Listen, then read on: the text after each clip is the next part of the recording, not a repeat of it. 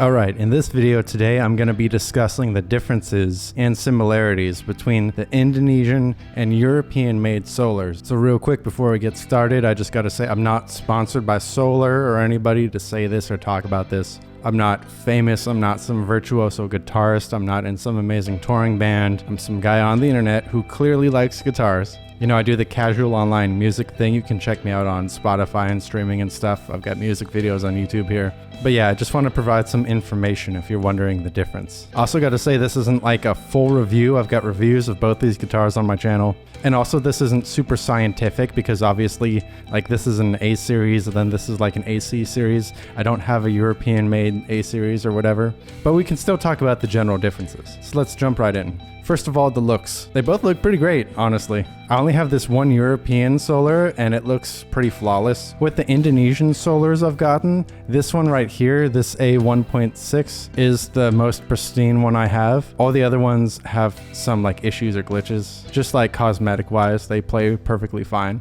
So this 1.7, for example, you can't really see it too well, but there's some like scrapes or something on the upper horn. But again, you can't really see it too well. And I personally like if there's like little quirks about guitars that make it yours. And on my S1.6, the binding isn't flush with the body. It's like not enough or something, which is kind of weird, and it smells a bit weird, but it plays fantastic. The ebony is on par with the Ibanez RG5320. I think I have the Prestige. So I got really lucky with the fretboard. The fretwork's fine. There's actually no issues with the V1.7 I have. It sounds pretty good. I'm probably gonna use it in a song soon. One thing to note though is that the neck on this 7-string Solar is thinner than the neck on this 7-string Solar. And usually I prefer thin necks because I'm a huge Ibanez fan, but strangely I can play this one longer. Like it's just comfier in the hand, it causes less fatigue. So I'm not like a hand doctor or anything. I don't know why that is, but it's just interesting. And this is like a nice, comfortable like C shape. And it's not like, you know, some brands, they're 7 strings, they have like the stretched out neck where it's like the heels of the neck are like a 6 string and then the middle is just like they didn't know what to do. So it's flat and they just like dragged it out. I guess that would be like a D shape profile. Like this feels like this is a C shape profile that was meant for a 7 string. Same with the V2. But enough about the superficial. Let's talk about how it feels to use these. So the playing feel. What's interesting is that these guitars have different neck profiles, and I don't mean just like slightly thinner, slightly thicker. This neck is thinner, and I think the strings are closer together, whereas this neck feels kind of more like a Fender neck, but slightly thinner. Like it's not Ibanez thin. If I had to like equate it to something, it's like if you combined an Ibanez neck and an LTD neck and put them together, you get something like this. And it feels pretty good. Like sometimes it feels a bit thick if I'm coming off of playing an Ibanez, but you can still riff on it and you can reasonably shred on it. And after you've played it in a bit, like you can start to play pretty quick and it feels very comfy. Whereas the EU Solar, it was like made to be thinner and it feels like it's faster. Like it feels like overall just a better playing neck, dare I say. But also in terms of playing feel, for some reason the Indonesian, like the neck feels more like complete. Like with this EU neck, like it feels better to me, but the fretboard completely wasn't rounded at all. Like it was completely square. So as I've been playing it, like it started to round off some, but like so is this, and this was already like great from the factory. So interestingly enough, this has been the comfier neck in terms of like fretboard edges. The fretwork on both is like fine, it's pretty good. It's not like perfect, it's not amazing. It's like between good and decently great. So that's the playing feel. Of course, there's the features of the guitar and there's the differences here. I've noticed a lot of the EU Solars, if not all of them, have the Richlight fretboard versus the ebony fretboard. I do prefer the feel of ebony over Richlight. I do kind of like the peace of mind that the Richlight is allegedly more stable. But honestly, like when I'm in the zone or after a few minutes of playing, I don't really notice the difference. Not too much anyway. They both have the stainless steel frets, very nice. They both have the 2 humbuckers, which I personally prefer. They both have like split options, like we've got our 5-way switch here, we've got our coil split. I rarely use those, although surprisingly the coil split on this sounds pretty good. Of course they have the Evertune, both of them have the tone knob, which I always just keep up, but you can play with that if you have a need for that. I think the only guitar that I really use the tone knob for is my Strat. And of course they both have the set-in neck. That combined with the cutaways you see make playability just such a dream, such a breeze. It's very nice. I've never had a problem getting to the upper frets on these. And of course the locking tuners are a fantastic feature. You might be saying, oh, the Evertune, you know, it'll hold things in tune, but the Evertune is a tension-based system. So if your strings are slipping at the headstock, at the tuner, it does kind of affect the Evertune. And that's really a big deal if you're keeping it in the bend zone. Because it is possible with the Evertune, if your strings get like looser, like if they're new strings and you like bend them and they're like still stretching in, or if the strings slip at the headstock, you get further away from that bend zone and suddenly you have to bend a bit more. So in that sense, you do have to tune in Evertune.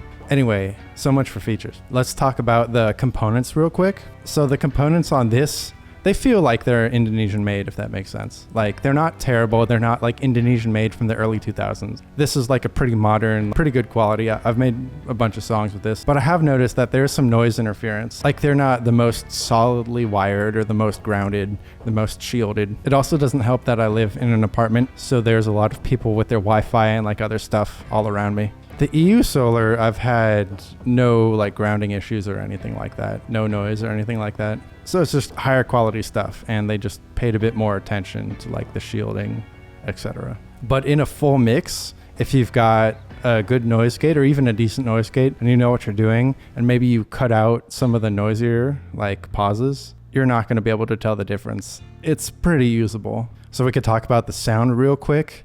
I have noticed that the EU Solar like has a more full sound. Even though these both have the Evertune bridge, the EU Solar has a more full sound versus the Indonesian Solar. It sounds a bit thinner. And so that might sound pretty bad. But honestly, a lot of my songs, like my mixes, have at least 2, if not like 4 layers of guitars, sometimes even more. You know, you've got your lead, your harmony, your 2 other leads. You've got your rhythm guitars. And then you've got like your synths and other instruments too. This one then fits in a mix better because it's slightly thinner. This one I kind of have to tame the mids a bit. But if I was playing more like a one guitar kind of deal, this one would suit the deal because this would have the mids to fill that empty space. And so then other minor differences like a blade switch versus the toggle switch, it's kind of a moot point because this is like an oversized toggle switch, so it feels like a blade. You know, this has the 3-way switch and the push-pull. This has the 5-way switch. It's sort of apples and oranges. Other components like the locking tuners,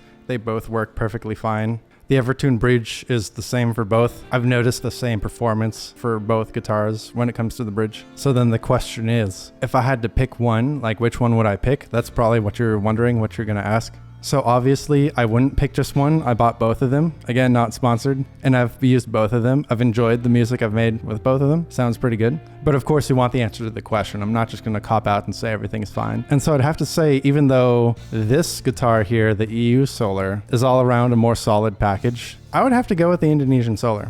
And so why is that? Well, for me personally, like I said, like my mixes have more layers of guitars, so this will suit those. And also this guitar is less expensive, so I could get like 2 of these or something for the price of that one. I could get this guitar and also have money for other things, like pedals, amp sims, equipment. If I was playing live, you know, like gas to the gig, I'd have more money for strings and other maintenance things. And when it comes to like the audience, what they think, they're not really gonna be able to hear the difference between this guitar and that guitar. They're just gonna hear whether I'm playing well or not. They're gonna see whether I'm enjoying it or not. They just wanna hear that guitar sound. And I definitely enjoy playing this guitar. This guitar definitely sounds like a guitar, you know, and it has the features I need, all that kind of stuff. So for me personally, I would pick this one. If anything happened to this guitar, it would be less expensive to replace. Of course, Solars you have to buy direct, so you can't just grab one off the shelf, at least not here in this country. Now, why might you want the EU Solar? Like, why would I buy this if I had that? Well, I'm currently like not playing live. I do need like a more solid instrument sometimes. The thinner neck helps a bit more for like the shreddy parts that I tried to do.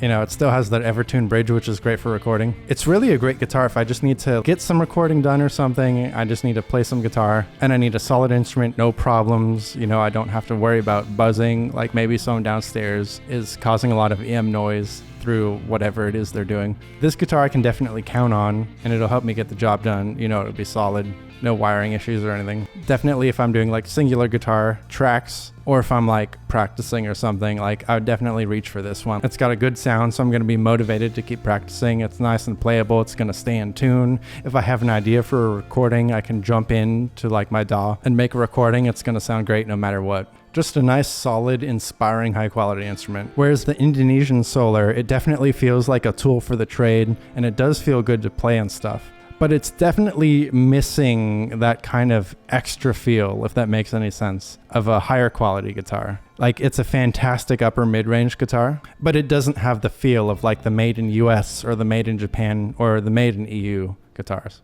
But that's okay.